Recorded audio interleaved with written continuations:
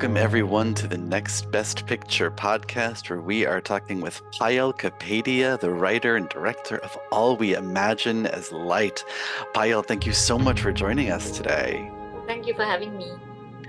Very excited to talk to you. This is one of my favorite films of the year. I think it's just absolutely beautiful.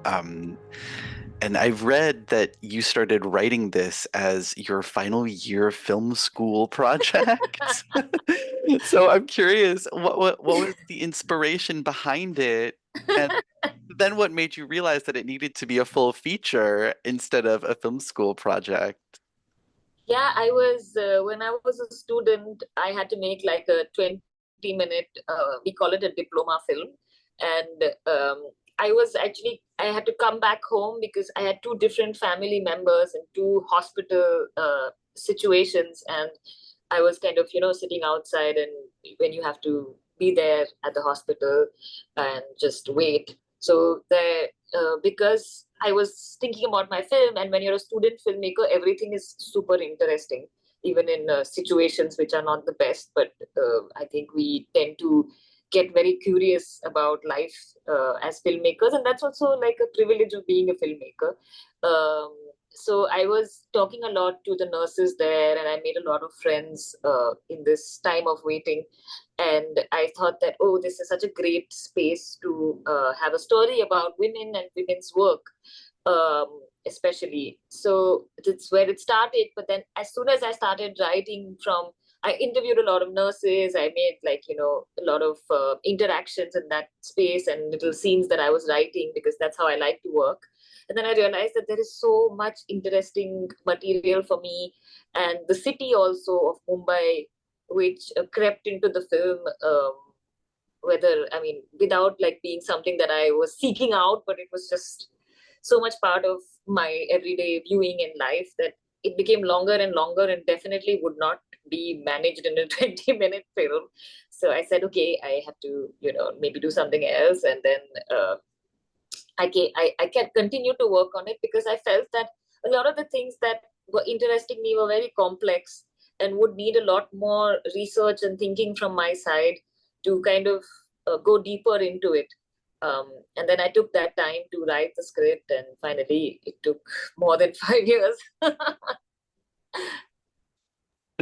Well, but it's still impressive you stuck with it for that long, and it definitely has that sort of layered quality that reflects the amount of time that you have spent with it.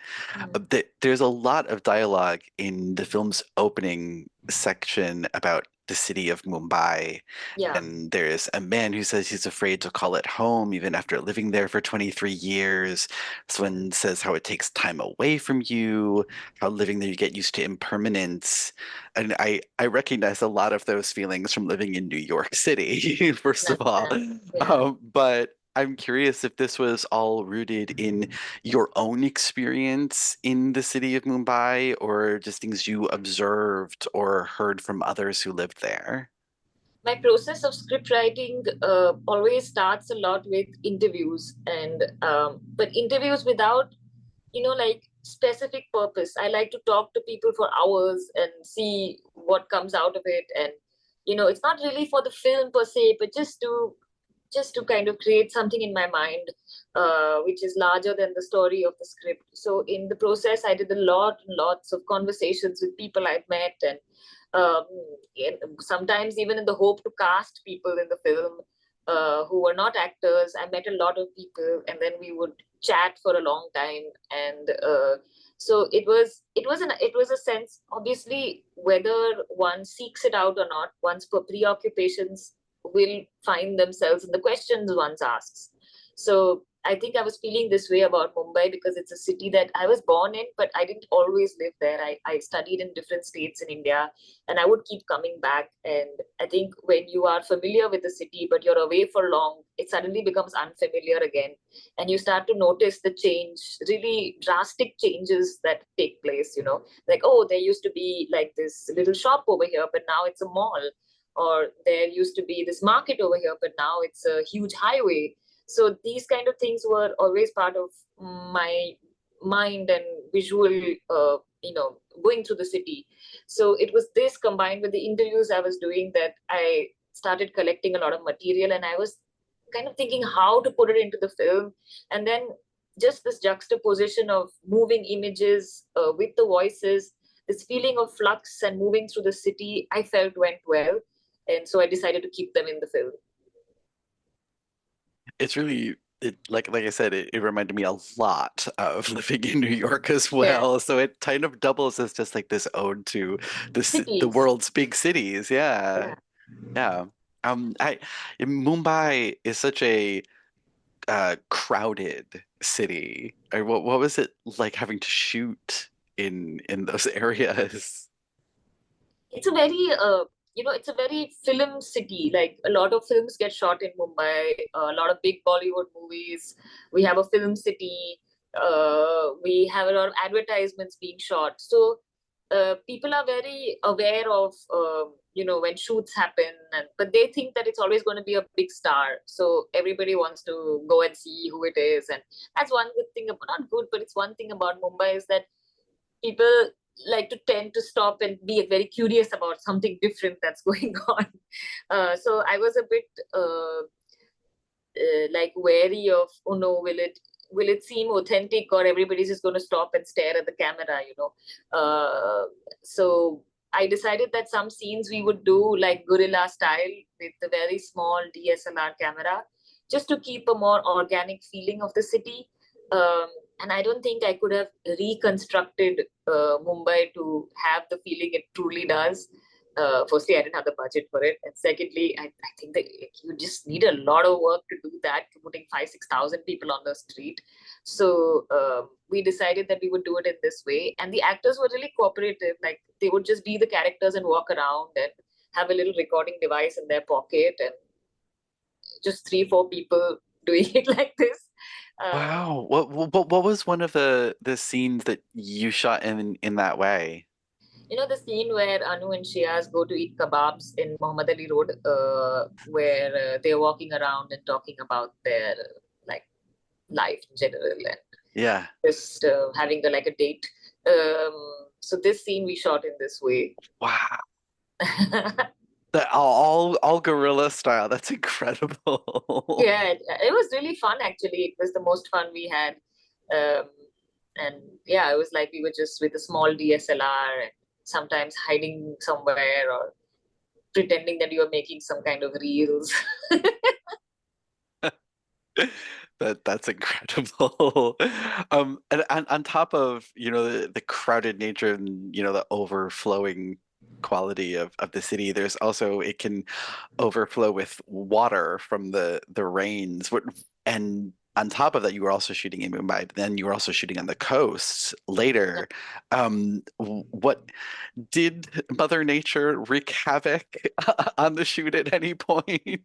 Oh my God, it was, yeah, because the monsoon is really unpredictable.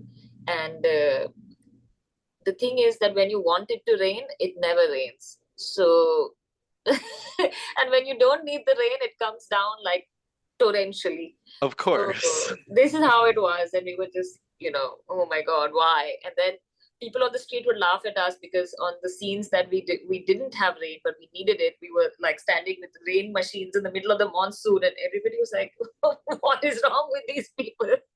So yeah, it was like this. And the second half was kind of like in the western coast where the film is shot. Like even the place they go to is about 6 hours down from Mumbai.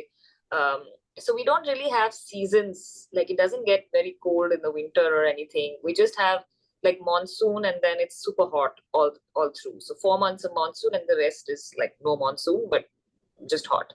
Uh, so it can be really, really hot. We shot it in November, but it was super hot weather. So that was also not easy. I can imagine. How did you find the location for the film's second part, that village by the sea that's so beautiful? The country there is so beautiful. The particular region is called the Konkan region, and why it was important for me to shoot here was that there is a long history of people from this region coming to live and work in Mumbai over the 20th century. So it was Mumbai was until the 80s known like the biggest industry was cotton mills, huge cotton mill factories right in the middle of the city. And lot of people who worked in these mills came from this region. So there is, I feel, a long history of the people from here have, been instrumental in building the city. So I wanted to draw this line between these two spaces, and even the story of Parvati is connected to that, um, that history. So I was very keen to shoot in this particular district of Ratnagiri, and we took like a long time to find the right, because there are many villages in this region, and it's not always easy to shoot there also. But we had a really good location scout who's from there but lives in Mumbai. So he, like, his family like lives in is from this area. So it was great that he was sort of going around on his scooter, looking for the right place to shoot. Something that just occurred to me that, you're working with all these different people, and Mumbai is such a central hub that people, come there all the time to live, and the movie is about that. Did you guys have, while shooting the film, were you having conversations about your own journey to Mumbai, and how did those like conversations like from what you had before while you were making the film, did those like continue while you were making it? Yeah, it definitely did. And even for me, one thing that I realized while making this film about Mumbai that I began to appreciate more and more was that the actresses told me that coming to Mumbai for them is really liberating, because it's a very open city for women, a bit more than the rest of the country. So for them to feel a bit more free, it provides that as well. I think that I had started taking a bit for granted being a woman from Mumbai, this feeling of being a bit more okay to travel home at night and feel safe and travel by the train and these kind of things, which I realized that, of course, it is providing that liberty and anonymity. In a country where everybody knows everybody, in the smaller parts of India, everybody knows everybody and everybody's business is your business. But in the city, it's not like that. So it was again, like, I think that added a lot to the story of Anu, in how she navigates the city. I love that when things like that happen, it's kind of magical. Yeah. Um, and the this film in particular pays so much attention to the interior lives of these women, and it covers a lot of ground. One of them has a husband abroad, one of them's getting evicted, when another is dating someone from a different religious background. And how, because you said that the women feel more free in Mumbai than they do elsewhere, these sort of topics, how, I guess, controversial are they in Indian society today? The issue of like marriage is still very it is controversial, and who you can marry and who you can be with, for me, is something that is a concern for a lot of women. And it was actually one of the main contradictions that I wanted to address in the film, because all the women in the film are financially independent. They don't even live in their family home but live very far away in Mumbai, and still it is like their personal choices are dictated by this family that's really far away, and what people think and things like this, which is super frustrating for me. And it was what I wanted to talk about, that it's more complicated. I mean, financial freedom is great and is super important, but there is also another kind of change that is required, and I wanted to sort of talk about that. We're, I know we're coming up close to the end of our time together, but I wanted to ask because this is for this film, and I believe for your last film, A Night of Knowing Nothing as well, you worked with French co-producers. And is working with international co-producers necessary to make independent film in India outside of the big studio systems? I think so. It's I've and a lot of my friends who have searched for, like, who are filmmakers and are trying to make independent films, it's really a struggle to be able to find financing in India. Now, a few people from the mainstream film industry are deciding to produce independent films, but it's really less in the country, which is so big. So and there aren't enough like grants and avenues to pitch projects. Only one or two, which is really not enough. So this international co-production method gives us access to funding from different countries, and but it takes a bit of time, like, because you have to keep applying and go at it for a few years. But for me, I'm a filmmaker who, for me, process is very is what I enjoy, like talking and writing and meeting people and engaging with other filmmakers. Basically, I'm a bit of a nerd, so I love this method of step by step funding, and I think it really helped me to stay focused. So it's what works for you. I think there are ways to try and find like private funding, but it's a whole different process and comes with its own set of rules. And it's not easy for independent filmmakers, no matter which route you take. So, and I think that's probably true in the US as well. No, like independent filmmaking is always hard. Yeah, very much so. And lastly, for Americans who are probably more familiar with the big Bollywood and Tollywood spectacles, what films more like All We Imagine Is Light would you recommend that they seek out? There is a director called Rema Das from India. She makes really amazing films about from her village in Assam, which is in the northeast of India. And she casts young people from the village who are not actors, but she does a great job directing them. And her films are so beautiful, and I think even though they are so specific to this region, they are very universal themes. And her most recent film has come out now, so it's called Village Rockstar. It's a sequel to her first film, Village Rockstar 1. So this is Village Rockstar 2, and I'm really excited to watch it. She's really inspiring. That's fantastic. I will absolutely look up that film, those films. Thank you so much, Payal Kapadia, for joining us again. And congratulations on the film. It's absolutely wonderful. Thank you.